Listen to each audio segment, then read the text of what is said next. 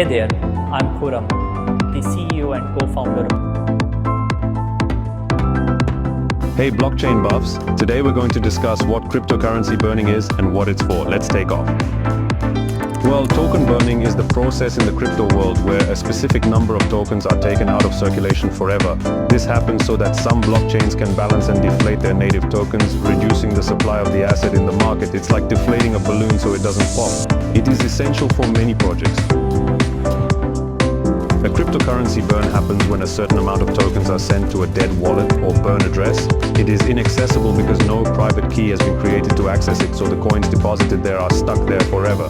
This is similar to a lock for which a keyhole was never built. But breathe, it's all part of keeping the crypto world running smoothly.